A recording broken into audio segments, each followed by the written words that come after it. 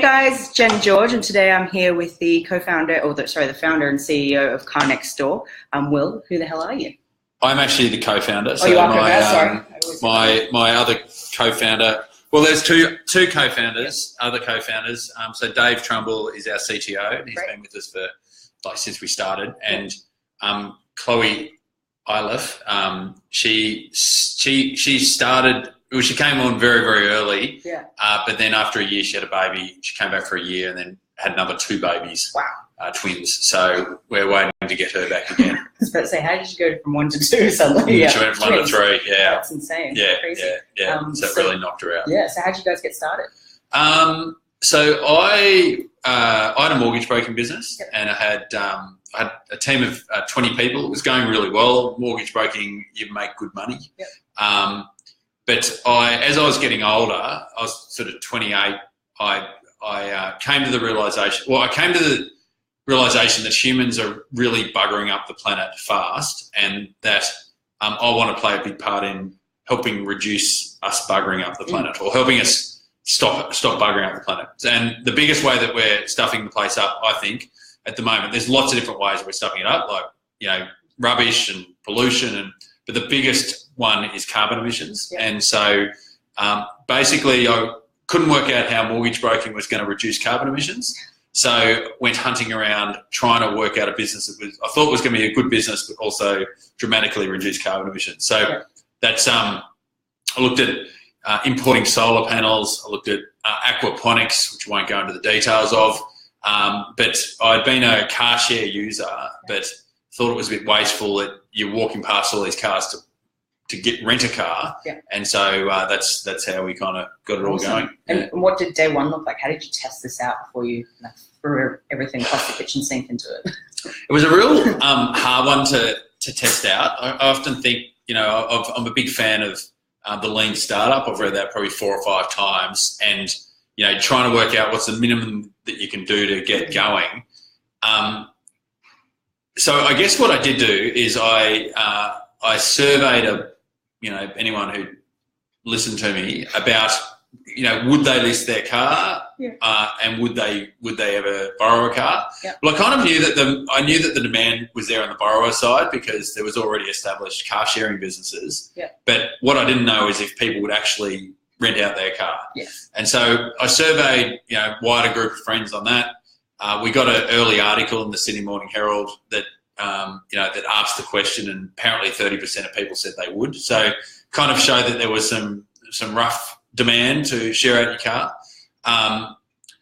But where it didn't, like what we did was the idea would ideally you would spend 3 weeks, come up with like a absolutely shit website that you're embarrassed about but does the job. Then you would see if there was any interest for real. What we did was we used a third-party platform rather than build our own tech to start with. So that reduced the cost substantially. You get a lot of features as well up front. Yeah, exactly. But it ended up taking them like a year to integrate it because they had to kind of make some stuff for themselves. So, but it did save us a fair chunk of money. And what we're doing is actually fairly complicated. Like you need to have the GPS in the car. You need to be able to unlock the car. That GPS needs to be then. We're basically doing everything that Airbnb is doing, but then you add this GPS sort of tracking layer on top, which just makes it a bit more complicated. So it wasn't the easiest one to do a real minimum viable product for. So we were probably too complicated. Maybe we could have done key exchange at the start. Then chase people down the road when they steal the car. Or do the key exchange, and then that's actually probably safer because they've got to actually meet and exchange keys. But it's just less tech heavy. We could have done that at the start. Probably if I had my time again, I would have done that at the start and then worked into the full tech solution that we've got. Whereas we went straight for the tech, which I think has had its pros as well. That makes sense. But we're lucky because it was a good idea. The tech was a good idea. If it wasn't, then that would have just been a big waste. Definitely. And so there's a couple of usually big turning points or stepping stones, I guess, in a startup. What's been one of the largest ones for you? I think, was it getting on Shark Tank, or what's given you guys the visibility? Well, so a few major things that happened is after about 3 months of operating, what we did initially was we were using the same. Have you ever used car sharing? Yeah. Any car sharing? Yeah. We're using the same system as what most other car sharing things were. It's a swipe card. You put it on the windscreen, it unlocks the car, mobilises the car, and then you start it. We found out that was really bad for peer-to-peer car sharing because every car is different. So we had an auto electrician. It was about $220 to put it in. It was sending him mad because every car was so weird and different. And then owners want to come off probably quicker because, their circumstances change. They sell the car. So it's not like you're going to have the car on there for years. So the owner wants to come off and then you got to uninstall it. Yep. And so we worked out that it just wasn't going to work if we did that, like financially. So the first big change that we did was we worked that out, but we also worked out we're getting good usage from the borrowers. So people liked it, but we just had the wrong tech solution. Yeah. So we sort of really did a lot of thinking about how can we do this? How can we get the same result, but without needing to put all this stuff in the car? Yeah. And so what we came up with was a plug-in GPS tracking device, as well as a lockbox that hangs on the side of the car or on the owner's property. That does the two jobs. It measures the kilometres and it lets the person into the car, which is all the other stuff does. Yeah. So it was only after we did that, that took a few months to implement because we had this third-party system. It was slow still for that as well. But then once we had it implemented, that's when we first started seeing things really, the car numbers shoot up and the bookings shoot up. Yeah. The second sort of major turning point for us was we were on the third-party system, and it was just the iteration was so slow. It was like killing us. If we wanted to get one small thing, we had to sort of argue it out, try to get on their priority list, and then once we got on their priority list, then wait for them to do it, and hopefully it was good. And sometimes they didn't do what you wanted. Which is fine because it's their product. Driving, which one worked? Yeah, exactly. So we were just like, we're just not going to be able to grow if we don't sort this out. So we made the decision that we're going to build our own platform from scratch. And took us we set a year, and it took us a year. I guess what was awesome about the good thing about we're in a really good position because we'd been at it for a year and a half. Yeah. So we knew what features we really needed by that point because we had all that experience, and so we only built the things that we needed, rather than if you were at the start. There's all these things at the start that I had as you need, right? I had these as like critical ideas. We still haven't done them now. Or can you give us an example? Oh, so the biggest example is we thought, if you're an owner, you're going to sometimes want to rent your car out from your house and sometimes rent it out from work. Yeah. And so we need to create an ability to be able to rent it out from two different separate locations. Yeah. And every now and again we'll get an owner ask for that, but that's not the top of our priority list. Yeah. And it would be incredibly complicated to try to do it. System to that. Yeah, of course, makes sense. So so that's probably one big one that we thought was super important. Yeah, that's got to be first run. But it's didn't not. Need to be. Yeah. Perfect. And what is the kind of culture that you guys have created to be able to keep up with this obviously very fast-paced business? Often people who join the team are pretty blown away by the level of autonomy that they've got. It's funny. I just had lunch. I catch up with each team member. I have lunch with a team member every quarter. I try to do that just to keep in touch. And I just had lunch with our financial controller, who also does some of our Google AdWords stuff. And he was telling me about all the stuff they're doing with chargebacks and debt collection and things like that. And him and two other managers are going through one of our staff members in the Philippines and working out exactly what time he's got to do what and trying to get him allocated better. Yeah. And this is just stuff that I don't even know it's happening. And it just as he was saying that, you often hear people say, as a CEO, you've just got to focus on bringing really good people into the business because then they kind of take care of things. Yeah. And like, there's no way, like I can't be telling those 3 managers to get together and talk about how to most efficiently work with this other Filipino team member, because, you know, I just don't have time in the day. So you just got to find people who can do that and then give them that autonomy. Yeah. And, you know, deep down, I don't want to have to get involved in all those decisions. It's bad use of time. So highly autonomous. We've adopted a system where it's the Google OKR system. Yeah.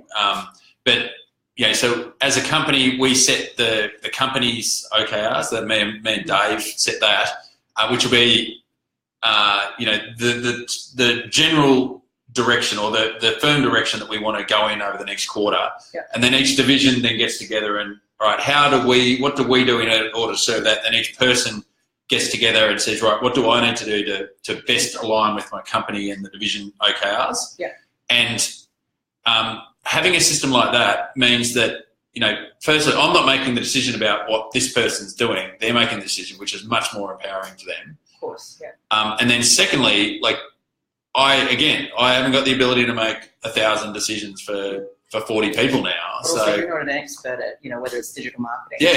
Yeah. Engineering. I don't know what you're doing. No, exactly. I'm definitely not. So how do you pick the best, you know, things that they can be doing in the detail? Exactly.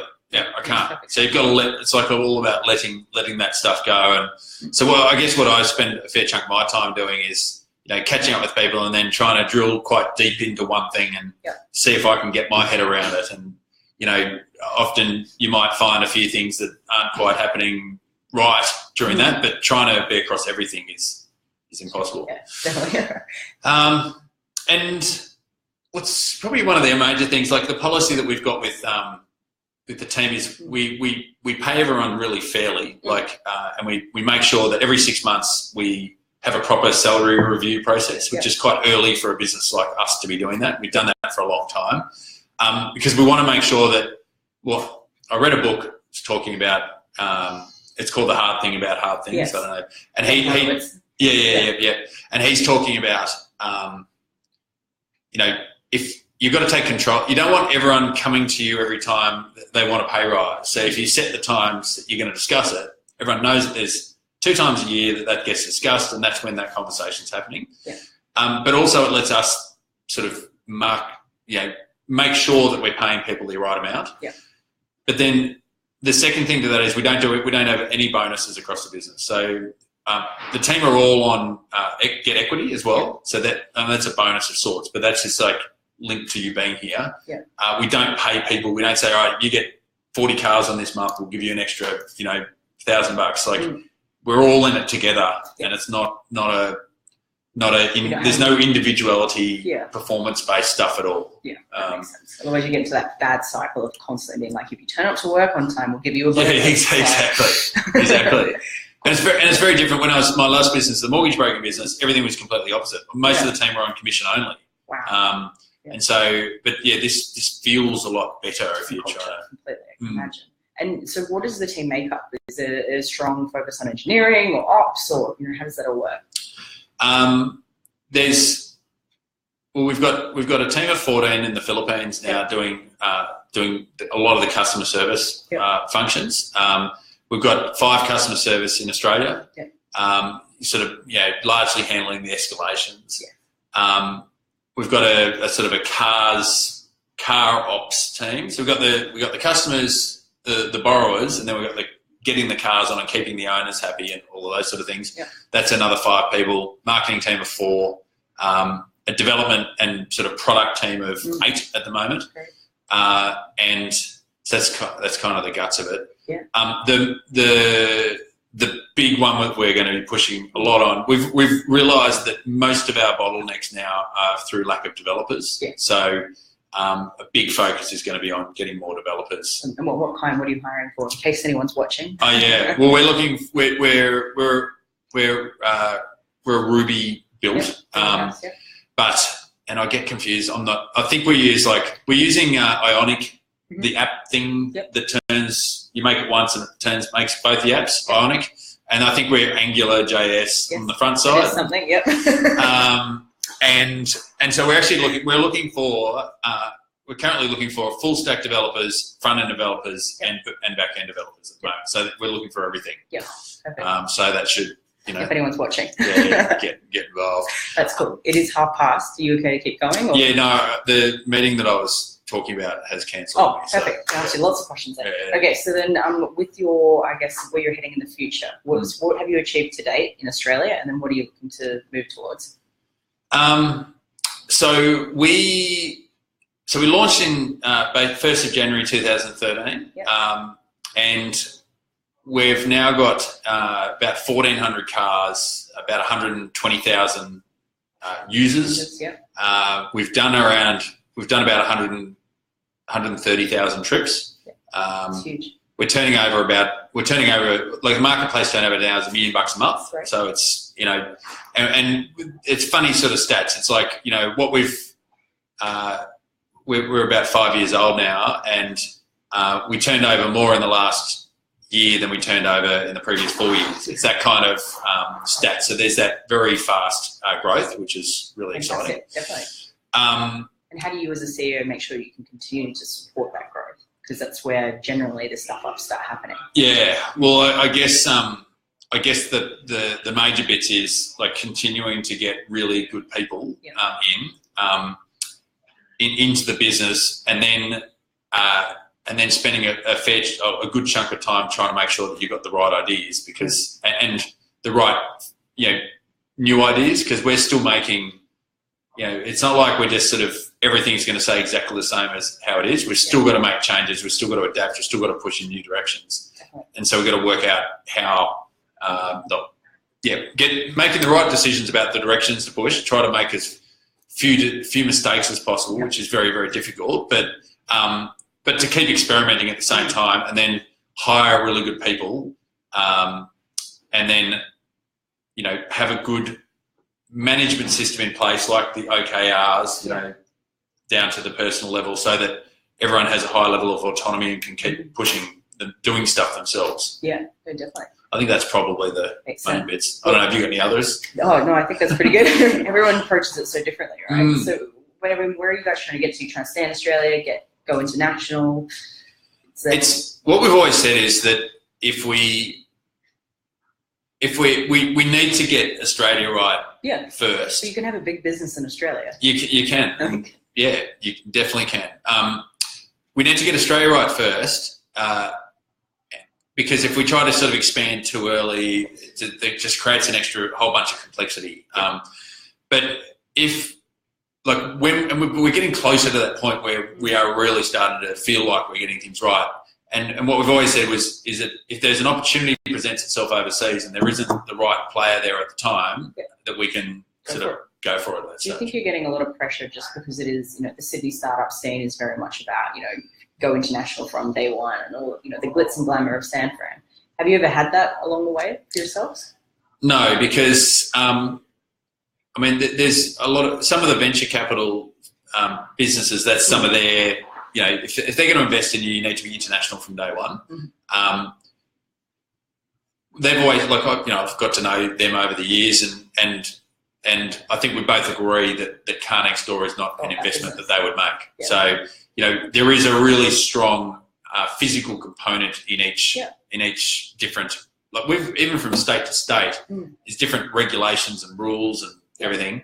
It's not the easiest one to expand internationally instantly. But you've done a phenomenal job to get to where you have in 4 or 5 years. Yes. Yeah. So, and even I think, so we're kind of out of their radar, but there's plenty of other people who've got a different view on than that. But yeah. Could be interesting. So, from a fundraising point of view, what's your journey been like? So I put the first chunk of money in myself, part of the sales from the mortgage broking business. So it was the first sort of 250 grand. The team kind of worked mainly for equity at the start, so that actually lasted us quite a while. Right. Then we raised 650 grand convertible note. which looking back lasted us a huge amount of time as well. Yeah. And then we did like a Series A where we raised 1.6 mil, and that included going on Shark Tank, and Steve Baxter put in $300,000. And then a few months after that, Caltex decided that they wanted to invest in us. Right. And so they put in 2.7 mil, and then just a few months ago, or 2 months ago, we just closed another 5 mil. So we've raised about 10 mil so far. Yep. On the journey, and just been through that big capital raise, and You're looking a lot more relaxed. yeah, exactly. It was they're very, very stressful things, and each one's progressively more stressful. I think you forget how stressful one was before. Because if you don't, they're kind of a fight for survival. And the longer you go on, like we've been at this for 5 years now, the thought of hitting some capital hurdle, and we're in an interesting position now. If we couldn't raise the capital, then we could break even. The reason we're not breaking even is because we think that the better option is to push a lot harder for growth. We want to make the platform better and better.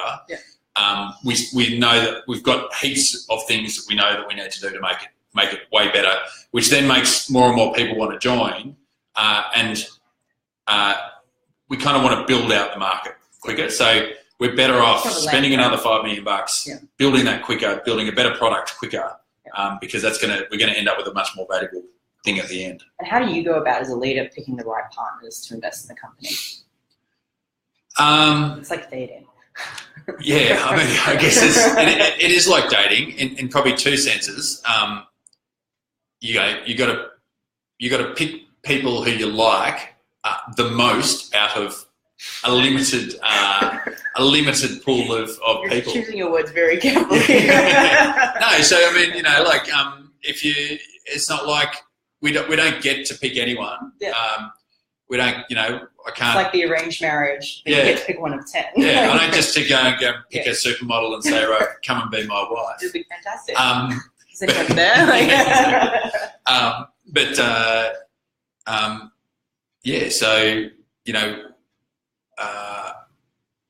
we are really careful. We've been very careful with the investors we've got on, and we've said no to people because they just didn't seem like the right fit. And the second thing we've been really careful on is the terms that they come in at. So I've had really preferred investors who I would love to get on board, but who've wanted terms that would hinder us for the rest of the life of the company, and we've said no to them, even though they're a great opportunity. And so it's looking at those things and making decisions from there. Yeah, that makes sense. Yeah. Any regrets along that path? Any ones that got away? We don't have to say name as well. No, I wasn't planning on naming them, but we're kind of in a position where we've got a lot of small investors on. We've got a lot of people, because in that Series A we raised 1.6. I think there's probably a whole bunch of people who put in $25,000-$50,000, which is a small amount of money when you're raising 1.6. And so we've got sort of 40 investors now.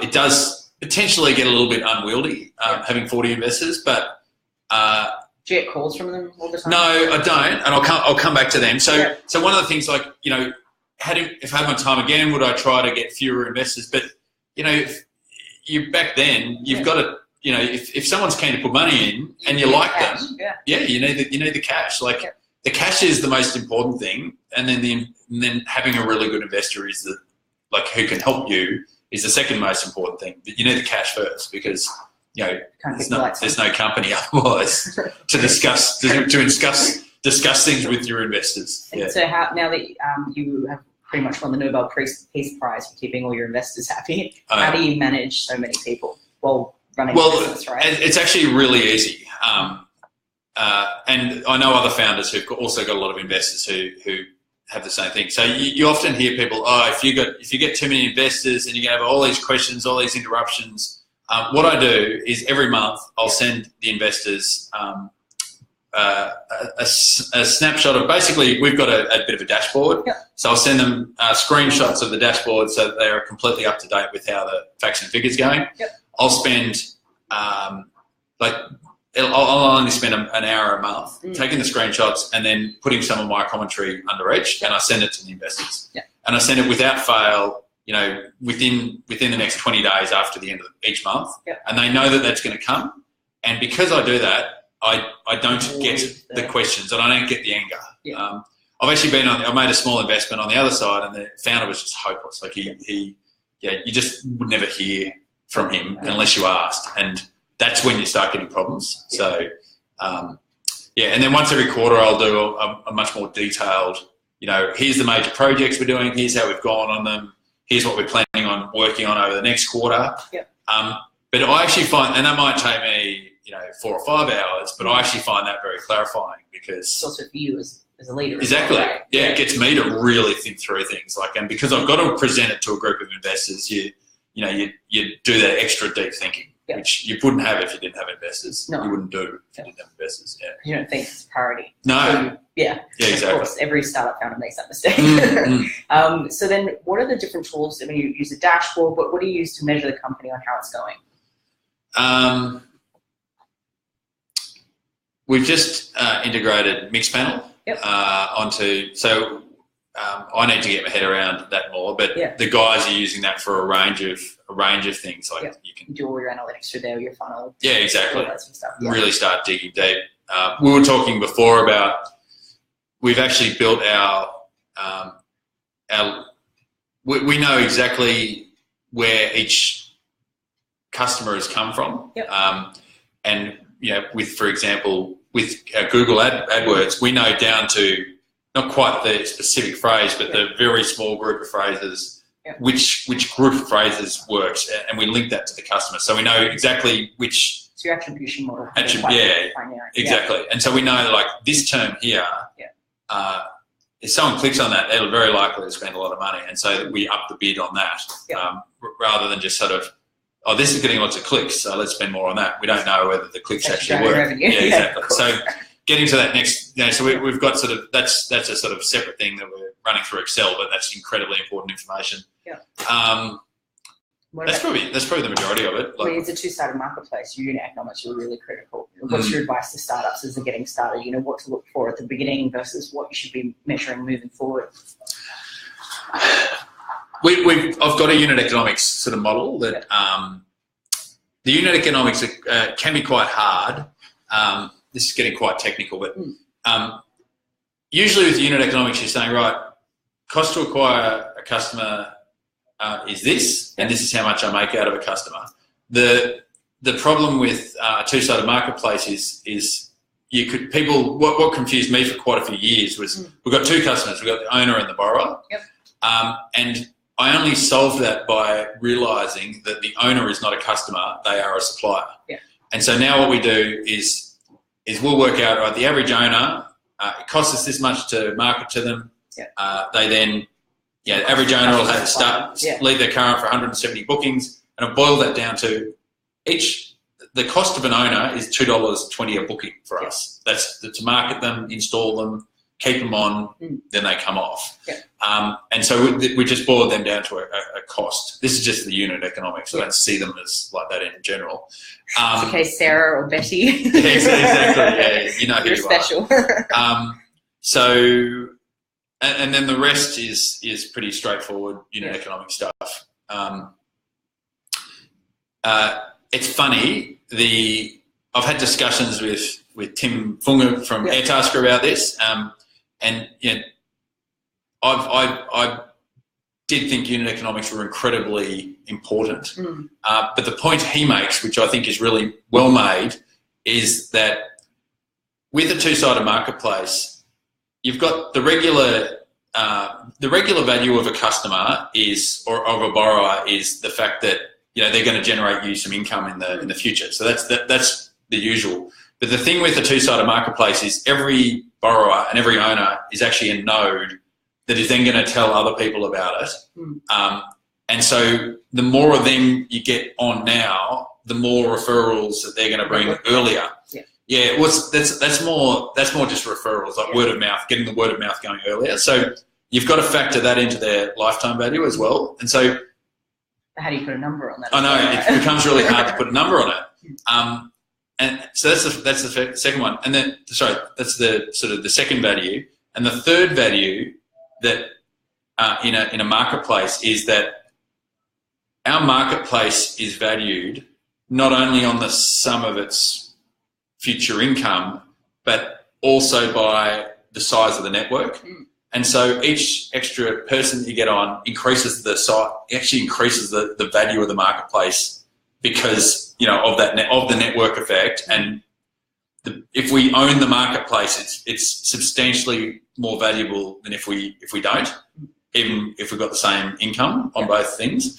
So both of those two second reasons could lead you to the idea that, you know, let's say that unit economics says that your lifetime value of a customer is $300, but that's just taking into account how much they're going to bring. Yep. Maybe it's worthwhile spending $400 or $500 on them because of those second two factors. You're creating more nodes and you're building the network.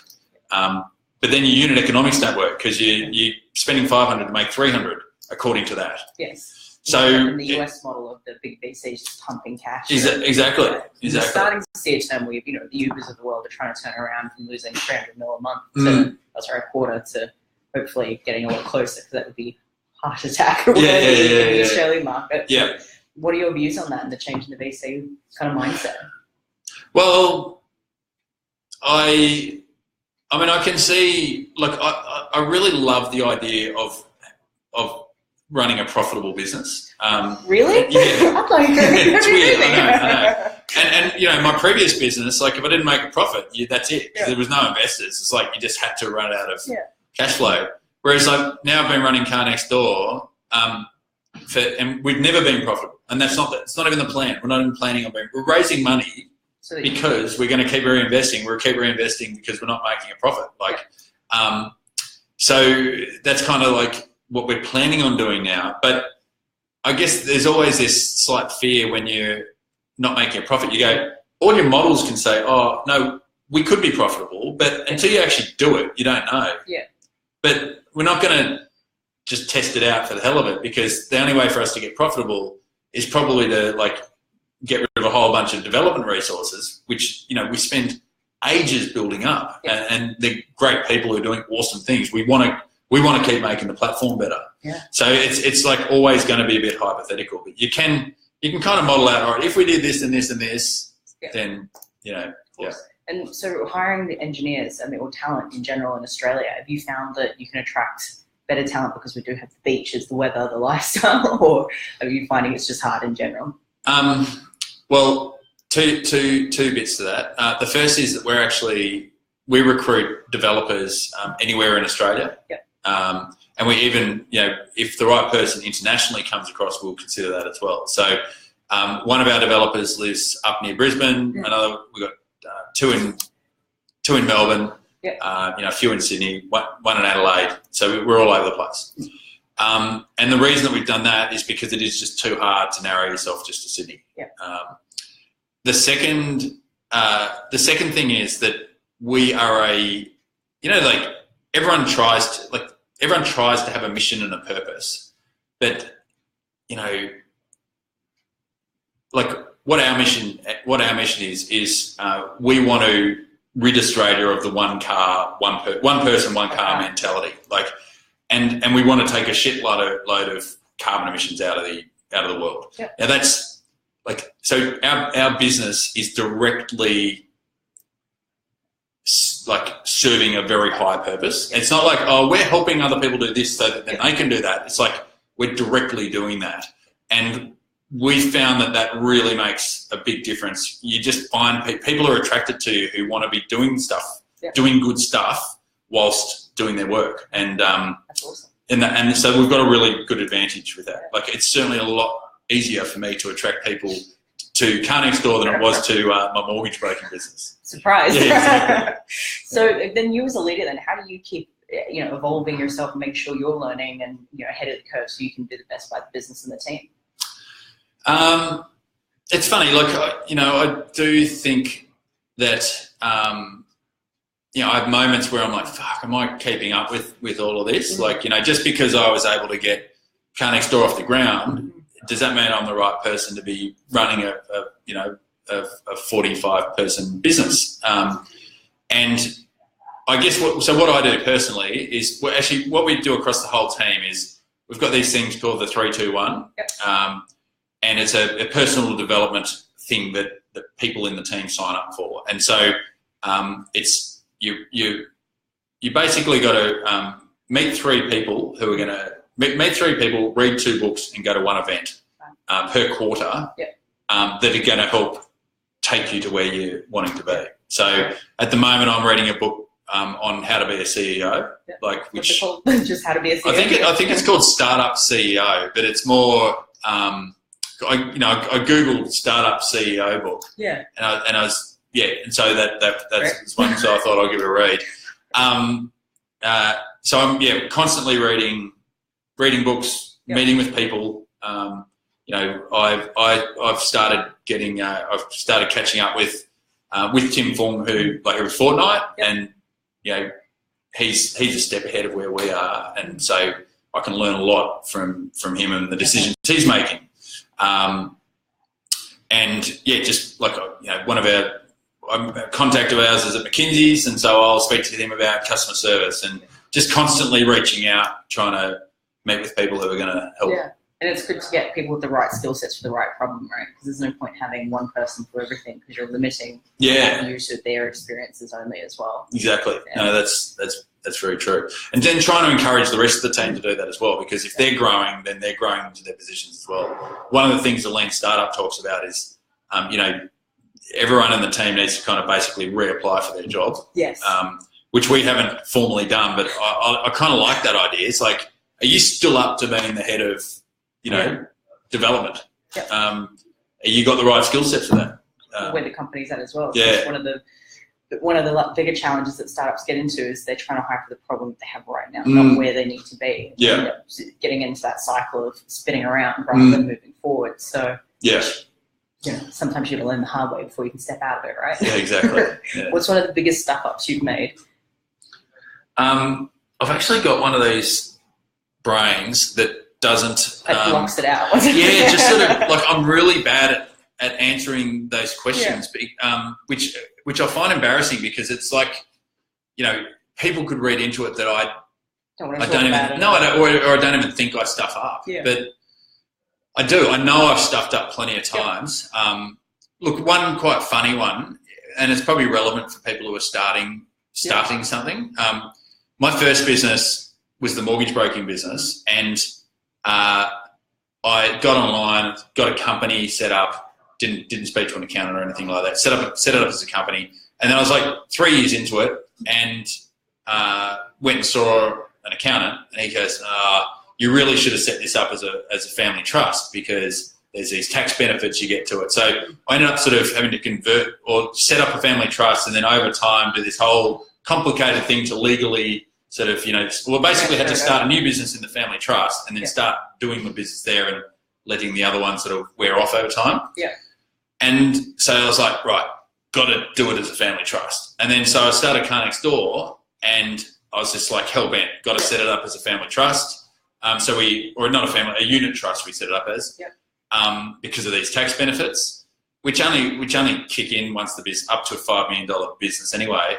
And got about a year and a half into it, and then went to apply for the R&D grant, and you can't get the R&D grant if you're a trust, only if it's a company. So then we had to convert Car Next Door unit trust to Car Next Door company, which we did years ago. And so now that's all kind of normal. But so basically, in summary, my first business I set up as a company, and it should have been a trust. The second business I set up as a trust, and it should have been a company. That's just bloody stupid. Of course. And that second one cost us $8,000 to switch it. It's just stuff that, and back in the day you didn't need that. It's a cheap lesson though. Yeah, exactly. It sounds pretty reasonable if it's not like a couple of $100,000. I guess so. That's one of the best advice I actually got given was make the hard decisions every day, and then there's no big hard decisions. Yeah, right. When people ask you that, I'm always like, It's hard to come up with stories. Because you've made little ones constantly. I mean, have gotten a lot better at. In my previous business, I was very shocked if someone wasn't the right for the business. I would just sort of hang on. It was like they'll turn around, they'll get better. Yeah, exactly. You're always so optimistic, and it's the same reason that I forget the bad things in general, and so maybe you sort of forget how bad they are. Really are.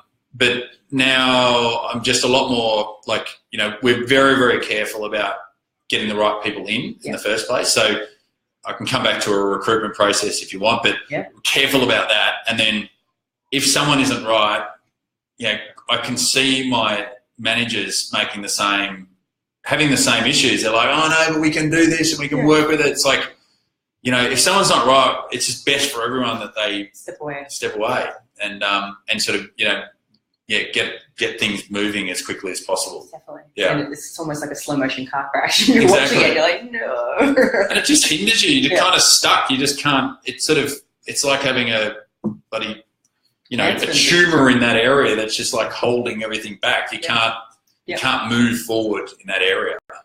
Yeah. But even now, it's always, you've got to kind of give yourself a slap in the face pretty frequently to make that happen. Volunteers. Exactly. Mental health is obviously a big challenge in the startup ecosystem, but not a lot of people talk about it. What are the things that you do for your own headspace, but as well as then managing your team's headspace or giving them the ability to manage it? Well, I have meditated. I meditate, 4 times a week. I do yoga. I kind of have to now because my back's so buggered. But I did yoga. That's a chair for you. No, this is all right. Just flop back into it. Do yoga a few times a week. I make sure that I exercise. At least 3 times a week in some sort of way. I try to, and this is largely because of my wife. I've sort of, been forced to / want to anyway. On the weekends now, I just pretty much, on the whole, just have proper full days where I'm not doing work. I've got 3 little boys as well, so it's just, you kind of like, as you miss that whole part of your life if you just let it disappear. Yeah, exactly. There's certainly periods where,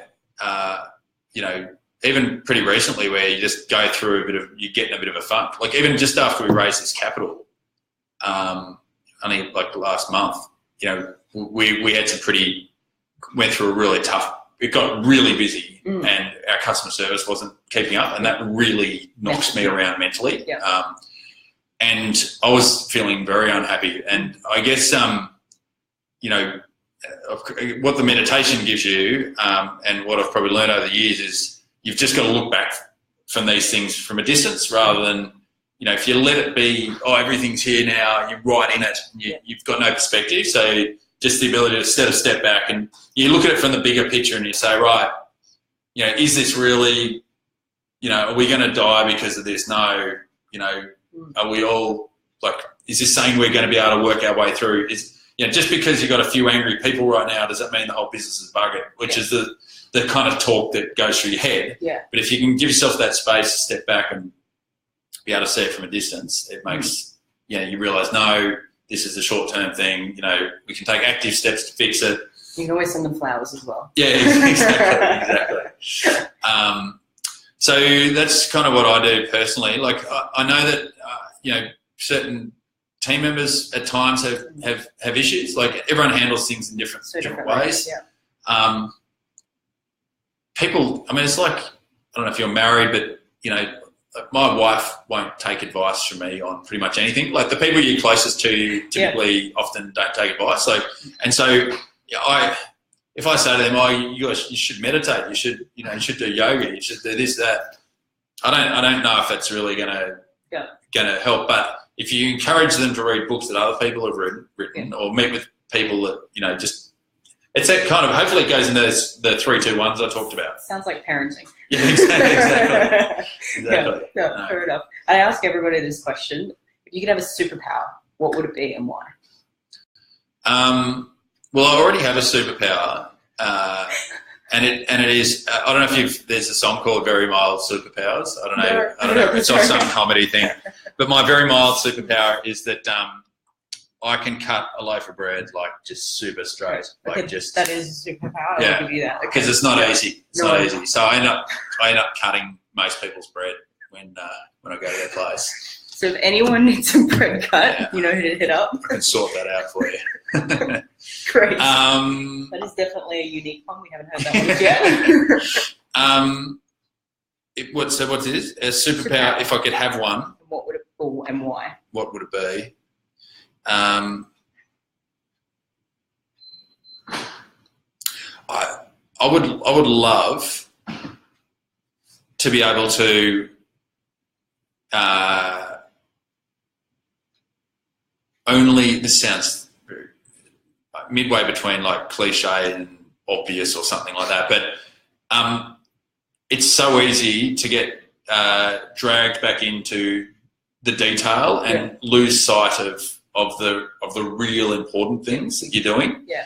And I just have a feeling that maybe some of these real superstar guys like, you know, Elon Musk and, you know, the heads of different things, they basically just cut all the bullshit out. And I would like to have the superpower. I think it would be a superpower to just be able to completely focus only on the absolute top things and just sort of let everything else go. Yeah. No, it's a good one. It's funny, everyone's about being able to be like Speed, you know, run around the world super fast so they can get from point A to point B. So possible, fly, time travel. It's all about time and getting right. Yeah. Because they're also, you know, trying to do what they're doing with their businesses. So it's interesting that you're probably the only one that's kind of, besides cutting bread, getting out of the detail. Yeah, I'd like, and a lot of my weekly planning routine is to try to do that. Yeah. But you know, just put a photo of Elon, be like, exactly. Maybe he doesn't even do it. I presume that he does though. Like building rockets. Well, he'd have to. He'd have to with all the different things he's doing. Going on. Yeah, definitely. Yeah. Well, thank you so much for your time. Really That's appreciate right. it. If anyone can help you out in any way, what site can they go to check it out? Carnex. If you want to list your car or become a borrower, carnextdoor.com.au. And as mentioned, we are very, very keen for developers, front end, back end, and also if you're a customer experience sort of guru, like either physically doing it or working on customer experience, make it better, then we're actively looking for that at the moment as well. Fantastic. Awesome. Well, thank you very much. Thank you. Bye, gang. See ya.